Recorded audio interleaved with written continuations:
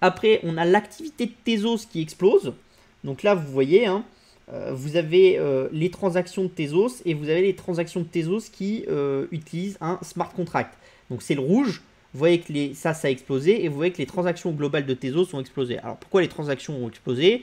Parce qu'il y a la plateforme de NFT FXH qui a commencé à avoir un intérêt un peu accru, parce que vous avez des entreprises comme Ubisoft et d'autres qui s'intéressent au smart contract de Tezos pour créer des produits pour leurs jeux vidéo. Donc vous voyez que vous avez vraiment beaucoup de choses. Après, pourquoi, et je vous le répète 50 fois, toutes les semaines, on est encore dans l'enfance du truc. Pourquoi? Parce que sur Tezos, on est dans le top 50 des crypto-monnaies.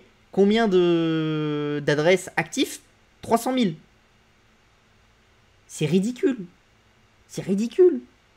C'est-à-dire que si demain j'arrivais devant, je sais pas, devant un investisseur en lui disant j'ai 300 000 adresses actives sur mon application de messagerie, il me dirait ouais, c'est bien. Ok. C'est quoi ta traction? C'est quoi ton. Ouais, t'as une jolie traction. Bon, tu vaux peut-être 5 millions d'euros. Mais il va pas me dire t'en vaux 400, quoi. Voilà. Et donc, ça vous montre vraiment la chose. Alors, c'est normal que les tarifs soient chers. Pourquoi? Parce que vous avez une traction qui est dingue. Hein. D'accord? Donc, vous voyez la traction des adresses.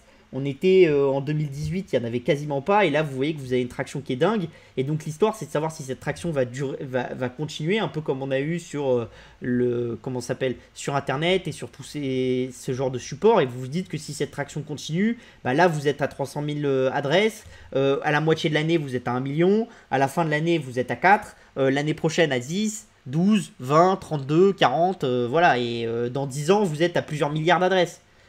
Donc voilà. Mais quand je vous dis que la crypto-monnaie est encore à l'enfance, c'est pour ça. C'est parce qu'en dehors de Bitcoin et d'Ethereum, et encore Ethereum c'est moins vrai, mais Bitcoin c'est un peu plus vrai, où vous avez vraiment une utilisation globale de la plateforme, la plupart des autres plateformes crypto sont quand même des choses qui sont très limitées. Hein.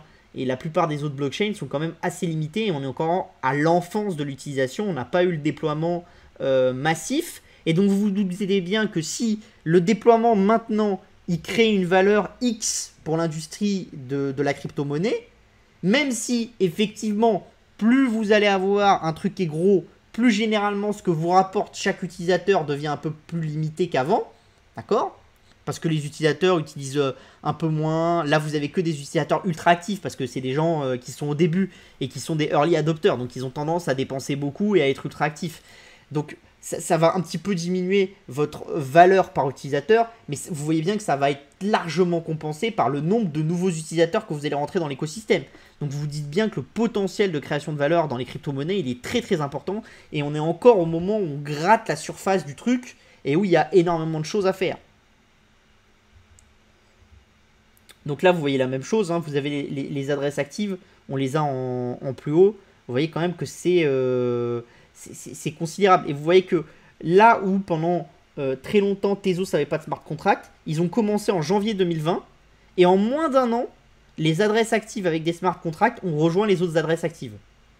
Ça, c'est quand même quelque chose de considérable et ça vous montre vraiment la traction de l'environnement.